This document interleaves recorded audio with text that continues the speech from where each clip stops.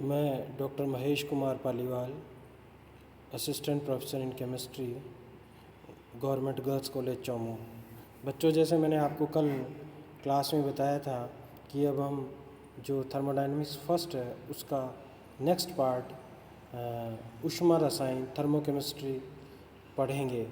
तो थर्मोकेमिस्ट्री पढ़ने से पहले या थर्मोकेमिस्ट्री के बारे में पढ़ने से पहले उसमें जो टर्म्स काम में आती हैं, जो साइंस काम में आते हैं, जो डेफिनेशंस काम में आती हैं, उनके बारे में पढ़ेंगे। तो पहले थर्मोकेमिस्ट्री होती क्या है? रसायन विज्ञान की वह शाखा जिसमें विभिन्न रासायनिक अभिक्रियाओं में हुए परिवर्तनों का अध्ययन किया जाता है, उसे ऊष्मा रसायन कहलाती है।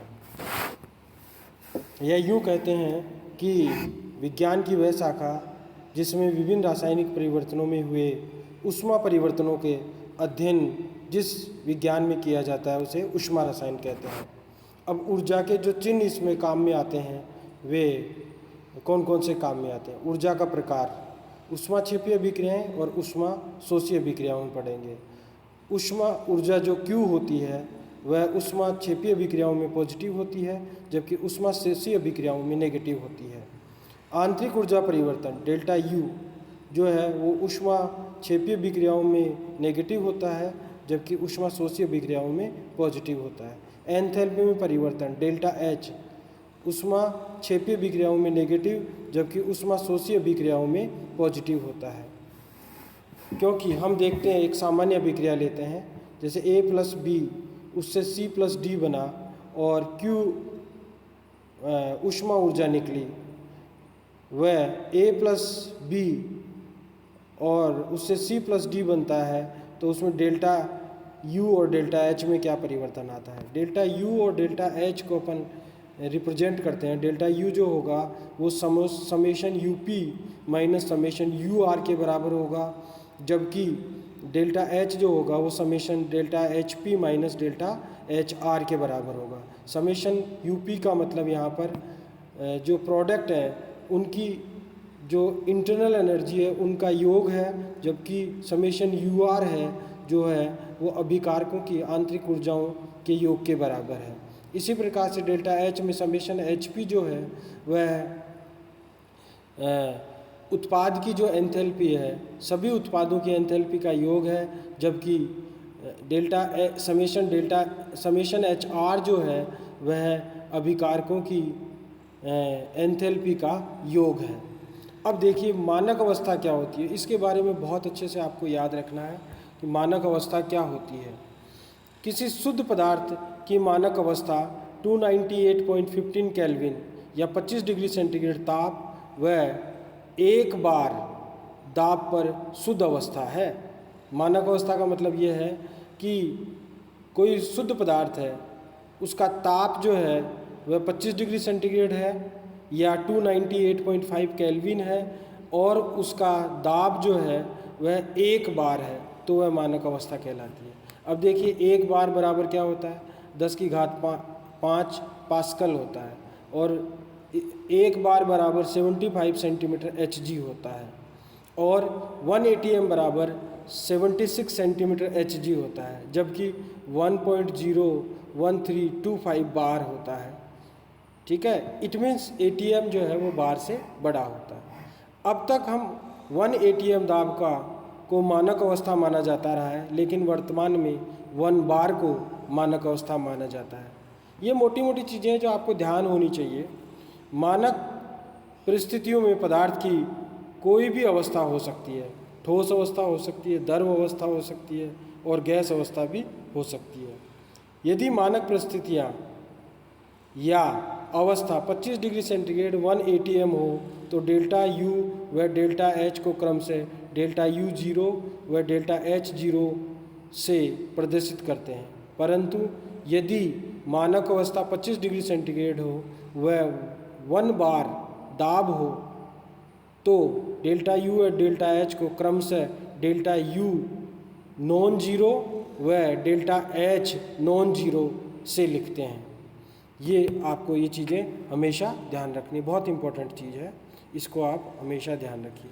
अब हम बात करते हैं नेक्स्ट जो है वो है संवहन की मानक एंथैल्पी क्या होती है। Standard enthalpy of formation.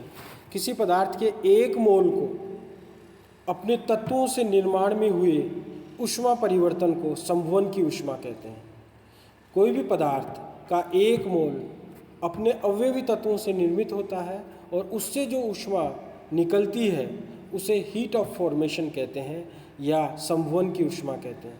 यदि क्रियाकारक व उत्पाद ताप व दाब की मानक परिस्थितियाँ जैसे 25 डिग्री सेंटीग्रेड तो ताप हो, एक बार दाब हो, तो संवहन की ऊष्मा मानक संवहन की ऊष्मा कहलाती है या स्टैंडर्ड हीट ऑफ फॉर्मेशन कहलाती है, या फिर उसको संवहन की मानक एंथैल्पी भी कहते हैं और इसे delta H F non zero द्वारा प्रदर्शित करते हैं या फिर डेल्टा एच एफ जीरो द्वारा प्रदर्शित करते हैं यदि ताप 25 डिग्री सेंटीग्रेड हो और दाब 1 atm हो। तो यदि किसी निश्चित ताप व दाब पर प्रत्येक यौगिक की एक निश्चित एंथैल्पी होती है, किसी भी ताप पर किसी दाब पर निश्चित ताप व दाब पर प्रत्येक यौगिक की एक निश्चित एंथैल्पी होती है। किसी पदार्थ की एंथैल्पी के निरपेक्ष मान को ज्ञात करना बहुत कठिन होता है, लेकिन किसी यौगिक की सापेक्ष एंथैल्पी रिलेटिव एंथैल्पी को ज्ञात करना उतना कठिन नहीं होता या थोड़ा आसान होता है। इसके लिए स्वैच्छिक ढंग से हम या आर्बिट्रेरी से हम ये मान लिया जाता है कि 25 डिग्री सेंटीग्रेड व एक वायुमंडलीय दाब पर तत्वों की एंथैल्पी शून्य होती है।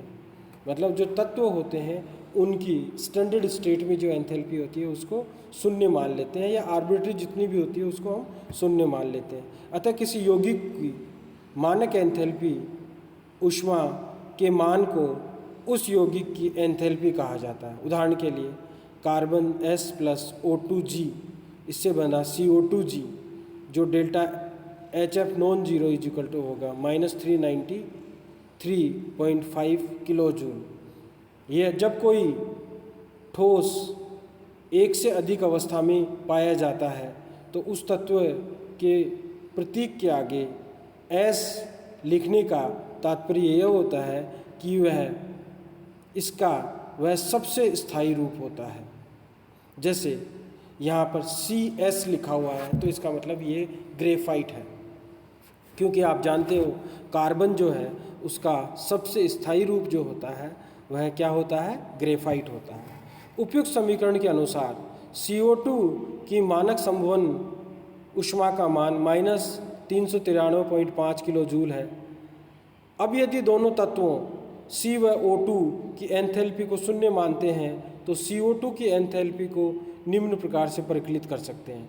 Delta H zero is equal to हो जाएगा summation HP minus summation HR। Delta H zero is equal to हो जाएगा उत्पाद CO2 की एंथैल्पी माइनस क्रियाकारक C की एंथैल्पी प्लस O2 की एंथैल्पी। अतः delta H is equal to CO2 की एंथैल्पी -0 + 0, क्योंकि हमने कहा है कि तत्वों की मानक अवस्था में जो एंथैल्पी होती है वह 0 होती है। अतः यहाँ पर कार्बन की एंथैल्पी का मान भी 0 लिया गया है और O2 की एंथैल्पी का मान भी 0 लिया गया है। तो हमारे पास जो डेल्टा H 0 है या एंथैल्पी संवहन की मानक एंथैल्पी या delta H is equal to CO2 की एंथैल्पी हमारे पास आ जाएगी और डेल्टा H 0 है वो मानक परिस्थितियों में एंथैल्पी। अतः हम ये कह सकते हैं कि CO2 की जो एंथैल्पी होगी वो -393.5 किलो जूल होगी। इस प्रकार किसी यौगिक की एंथैल्पी से तात्पर्य उसकी मानक संवहन की enthalpy delta HF non zero से है। जिन यौगिकों के लिए मानक संवहन की एंथैल्पी का मान ऋणात्मक होता है उन यौगिकों को ऊष्माक्षेपी यौगिक कहा जाता है। ऐसे यौगिक अपनी अवयवी तत्वों से ज़्यादा स्थायी होते हैं। जिन यौगिकों के लिए मानक एंथैल्पी का मान धनात्मक होता है उन यौगिकों को ऊष्माशोषी यौगिक कहा जाता है। ऐसे यौगिक अपने अवयवी तत्वों से कम स्थायी होते हैं, क्योंकि अगर प्रोडक्ट की जो एंथैल्पी है उसका मान कम होगा तो वो प्रोडक्ट ज़्यादा स्थायी होगा। अगर प्रोडक्ट की एंथैल्पी का मान रिएक्टेंट से ज़्यादा है तो वह कम स्थायी होगा, क्योंकि आप जानते हो कि एनर्जी का मान जितना अधिक होगा स्थायित्व का मान उतना ही कम होगा। अब हम बात करते हैं ऊष्मा रसायन विज्ञान के नियम। ऊष्मा रसायन नियम है, पहला है लवाजिये और लैप्लास का नियम और दूसरा हेस का स्थिर ताप योग का नियम। अब देखिए लवाजिये और लैप्लास का नियम क्या है, या इसको लवाजियर और लैप्लास लॉ भी कहते हैं। इसके अनुसार किसी यौगिक को वियोजित करने के लिए आवश्यक ऊर्जा की मात्रा बिल्कुल वही होती है जो उस यौगिक को अपने तत्वों से बनने में मुक्त होती है। इसका मतलब ये हुआ कि किसी यौगिक को अगर अपन वियोजित करना चाहते हैं तो हमारे को उतनी ऊर्जा की आवश्यकता होगी जितनी हमारे को उन यौगिकों के बनने में या तत्वों से उस यौगिक के बनने में ऊर्जा मुक्त हुई है। केवल और केवल यहाँ पर साइन जो होता है वो चेंज हो जाता है और बाकी सब उतनी की उतनी वैल्यू होती है। लवाजिये और लाप्लास यही कहते हैं। देखिए एक उदाहरण लेते हैं अपन, क्या है, यदि हम ए व बी, ए प्लस बी से ए बी बनता है, इससे क्यू कैलोरी ऊर्जा निकलती है। अब ए बी को तोड़ने के लिए हमें क्यू कैलोरी ऊर्जा ही देनी पड़ेगी जिससे वह अपने अवयवी तत्वों ए और बी में कन्वर्ट हो जाए। अतः यदि किसी यौगिक को विपरीत दिशा में लिखा जाए तो उसके डेल्टा एच का केवल चिन्ह बदल जाएगा, मान में कोई अंतर नहीं आएगा। उदाहरण के लिए अपन देखते हैं CO2 गैस व H2 गैस को हम मिलाते हैं तो हमारे को मिलता है CO गैस प्लस H2O, और इससे हमारे को इसकी डेल्टा एच की वैल्यू जो होगी वो -80 कैलोरी होगी। और CO gas plus H2O gas को अगर हम मिलाते हैं तो हमारे को CO2 gas plus H2 gas मिलती है, जिसके लिए डेल्टा एच का मान होगा प्लस 680 कैलोरी। अब देखिए हमने इन दोनों अभिक्रियाओं को केवल उल्टा लिखा है, ठीक है, और यहाँ पर डेल्टा एच की वैल्यू जो है वो 680 कैलोरी ही बचती है, परंतु जो साइन है वो क्या हो जाएगा, उल्टा हो जाएगा। ठीक है, ये लवाजिये और लैप्लास का नियम है या लाप्लास का नियम है। ठीक है, अब जो सबसे इम्पोर्टेंट आता है और ये किसी ना किसी रूप से एग्ज़ाम में आवश्यक रूप से पूछा जाता है, या तो शॉर्ट नोट पूछा जाता है या बड़ा क्वेश्चन पूछा जाता है, पर ये जो क्वेश्चन है वो आवश्यक रूप से पूछा जाता है और वो है हेस का स्थिर ताप योग का नियम, Hess's law of heat summation. ठीक है, ये बहुत इम्पोर्टेंट है, आपको इसको आवश्यक रूप से याद करना है। इसके अनुसार किसी रासायनिक अभिक्रिया में एंथैल्पी या ऊष्मा परिवर्तन बराबर होता है, चाहे किन्हीं परिस्थितियों में कराया जाए, किसी पद से संपन्न कराया जाए अथवा कितने ही पदों में संपन्न कराया जाए। इसे हेस का नियम कहते हैं।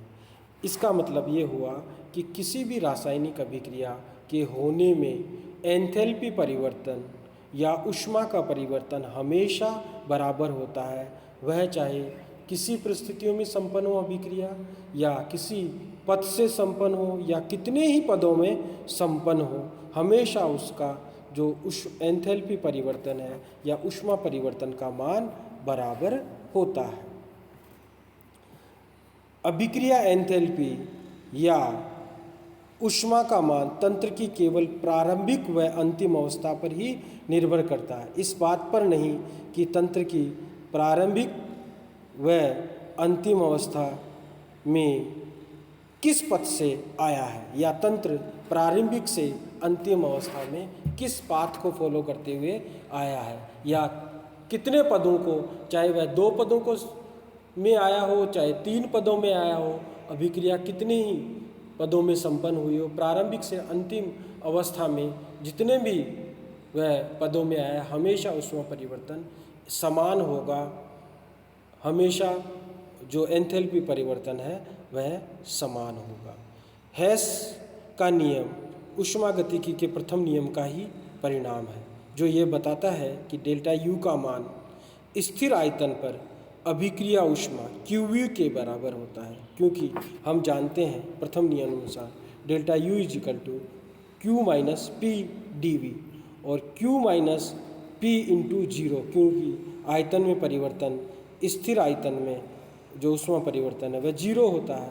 अतः Q जो है उसको QV लिख सकते हैं, अर्थात हमारे पास QV है वो डेल्टा U के बराबर होगा, यानी कि स्थिर आयतन पर ऊष्मा जो है वो आंतरिक ऊर्जा में परिवर्तन के बराबर होगी। तथा हम डेल्टा H का मान स्थिर दाब पर अभिक्रिया ऊष्मा QP के बराबर होता है, क्योंकि delta U is equal to Q minus W होता है और W होता है आप जानते हो P डेल्टा V होता है। तो Q जो हो जाएगा वो delta U plus P delta V के बराबर हो जाएगा। अपन डेल्टा U को जो है वो UF माइनस UI लिख सकते हैं और P प्लस डेल्टा V को VF माइनस VI लिख सकते हैं। अब देखो हम खोल लेंगे इसको तो हमारे पास हो जाएगा UF minus UI plus PVF minus PVI is equal to UF plus PVF minus UI plus PVI लिख सकते हैं। और आप जानते हो U प्लस PV जो होता है वो H के बराबर होता है, तो Q बराबर हो जाएगा HF माइनस HI और HF माइनस HI जो है वो डेल्टा बराबर होगा। तो हम QP इज इक्वल टू लिख सकते हैं डेल्टा H, ये है। अतः डेल्टा U व डेल्टा H दोनों ही अवस्था फलन है, न कि पथ फलन। अतः इनका परिवर्तन हमेशा बराबर होता है। उदाहरण के लिए अब हम हेस का नियम समझने के लिए एक उदाहरण लेते हैं। माना हमारे पास 1 मोल अमोनिया गैस व 1 मोल हाइड्रोजन क्लोराइड HCl गैस है और 1 मोलर अमोनियम क्लोराइड विलयन बनता है। इसके लिए हमारे पास निम्न 2 विधियां हैं या निम्न 2 प्रकार से यह अभिक्रिया संपन्न हो सकती है। पहले में क्या होता है कि दोनों गैसों की अभिक्रिया करवाकर 1 मोल ठोस अमोनियम क्लोराइड बना लें और उसे जल में घोलकर 1 मोलर विलयन अर्थात 1m विलयन बना लें, अर्थात अभिक्रिया 2 पदों में संपन्न करें। माना कि दोनों पदों में अभिक्रिया ऊष्मा का मान क्रमशः x व y किलो कैलोरी है। इसे हम निम्न प्रकार से प्रदर्शित करते हैं। प्रथम पद क्या है, अमोनिया गैस और HCl गैस को मिलाया और हमारे को मिल गया NH4Cl सॉलिड, और इसमें जो परिवर्तन हुआ जो है ऊष्मा में परिवर्तन हुआ वो माना x किलो कैलोरी परिवर्तन हुआ। अब द्वितीय पद देखते हैं। अमोनियम क्लोराइड सॉलिड को हम जल में मिलाते हैं, यहाँ AQ लिखा हुआ है, एक्वस में मिलाते हैं, तो हमारे पास 1 मोल NH4Cl का एक्वस सॉल्यूशन बन गया। माना इसमें जो ऊर्जा है वो Q2 बराबर y किलो कैलोरी हो जाएगी। देखिए 2 पदों में यह अभिक्रिया संपन्न हो गई। हमारे पास अमोनियम क्लोराइड का 1 मोलर विलयन बन गया। अब हम बात करते हैं दूसरे प्रकार से कैसे संपन्न हो सकती है ये वाली। दूसरी विधि में पहले हम अमोनिया व HCl गैस को जल में घोलकर दोनों का 2m विलयन बना लें, फिर दोनों विलयनों को मिला दें तो हमारे पास NH4Cl का 1m विलयन बन जाएगा।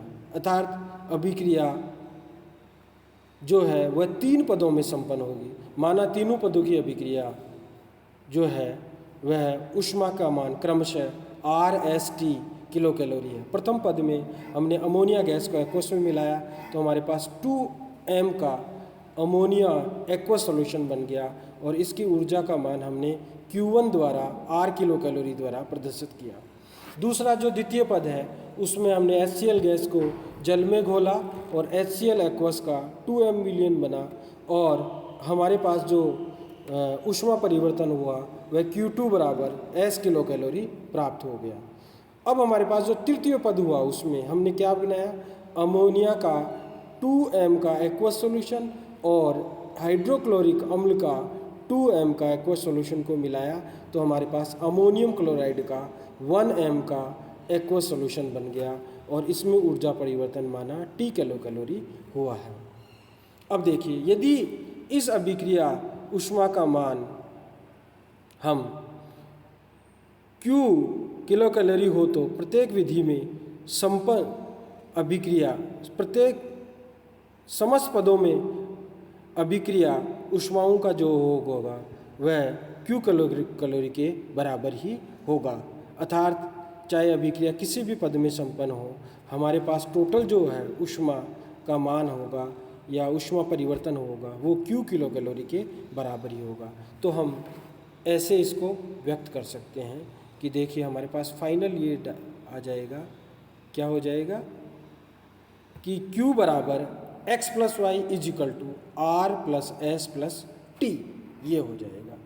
ठीक है, अब हम इसको रिप्रेजेंट करते हैं। माना देखो हमारे पास क्रियाकारक ये है, ठीक है, क्रियाकारक हमारे पास ये है NH3 प्लस HCl गैस, और इसको हमने एक्वस में मिलाया, Q किलो कैलोरी ऊर्जा निकली और हमारे पास एक्वस 1m का उत्पाद बन गया। अब देखिए इधर से इधर ये है RST में कन्वर्ट होता है, यानी कि 3 पदों में संपन्न होती है अभिक्रिया, और इधर से इधर वह x और y में 2 पदों में संपन्न होती है। तो हमेशा जो ऊष्मा में परिवर्तन होगा वह किसके बराबर होगा? Q किलो कैलोरी के बराबर होगा। हमने पहला पद दिखाया है इसमें R किलो कैलोरी, जिसमें अमोनिया एक्वस का 2m सॉल्यूशन प्लस इसमें फिर HCl गैस मिलाया और एक्वस मिलाया, तो हमारे पास हो जाएगा अमोनिया का एक्वस 2m सॉल्यूशन और HCl का एक्वस 2m सॉल्यूशन। अब इन दोनों को मिलाया तो हमारे पास T किलो कैलोरी ऊर्जा निकली और हमारे पास 1m अमोनियम क्लोराइड का एक्वस सॉल्यूशन बन गया। अब हम इधर से इधर देखते हैं, दूसरी तरफ देखते हैं, तो माना हमारे पास हमने क्या किया, अमोनिया गैस व HCl गैस को मिलाया तो हमारे पास अमोनियम क्लोराइड जो है वो है क्या मिल गया, अमोनियम क्लोराइड जो है हमारे पास सॉलिड मिल गया। और इसको अब हम जल में मिलाते हैं तो y किलो कैलोरी हमारे पास एनर्जी निकलेगी और हमारे पास अमोनियम क्लोराइड का 1m का एक्वस सॉल्यूशन बन जाएगा। इस प्रकार से हम दोनों तरीके से बता सकते हैं कि जो ऊर्जा परिवर्तन होगा, जो ऊष्मा परिवर्तन होगा, वह चाहे कितने ही पदों में संपन्न हो, वह हमेशा बराबर होता है। ये इस प्रकार से हम बता सकते हैं। अब देखिए हमने इसको छोटे रूप में बताया, आप इसको इस तरह से भी लिख सकते हो, तो ये भी बात आप लिख सकते हो। ये वाला हमने इसको कहा है कि R से रिएक्टेंट लिखा है और P से प्रोडक्ट लिखा है। देखिए उधर हमने क्या लिख दिया, MN 2 बता दी। R से M में कन्वर्ट होने में क्या है, R किलो कैलोरी ऊर्जा निकलती है, M से N में S किलो कैलोरी ऊर्जा निकलती है और N से P में कन्वर्ट होने में T किलो कैलोरी ऊर्जा परिवर्तन होता है। बट टोटल जो होगा वो Q के बराबर होगा, यानी कि RST किलो कैलोरी ऊर्जाओं का योग कैपिटल Q ऊर्जा के बराबर होगा। ठीक इसी प्रकार से हमने R A और P के रूप में व्यक्त किया। R से A में कन्वर्ट होने में X किलो कैलोरी ऊर्जा निकलती है, A से P में कन्वर्ट होने पे Y किलो कैलोरी ऊर्जा निकलती है। X और Y का मान जो होगा वो कैपिटल Q के बराबर होगा, क्योंकि कैपिटल Q जो हमने ये बताया कि कुल अभिक्रिया में जो ऊर्जा परिवर्तन हुआ है वो Q किलो कैलोरी ऊर्जा है। अब हम हेस के नियम की जो है वो एप्लीकेशंस हैं वो नेक्स्ट क्लास में पढ़ेंगे। आज के लिए इतना ही, और ये बहुत इम्पोर्टेंट है हेस का नियम और उसकी एप्लीकेशंस, जो नेक्स्ट क्लास में हम पढ़ेंगे। Thank you.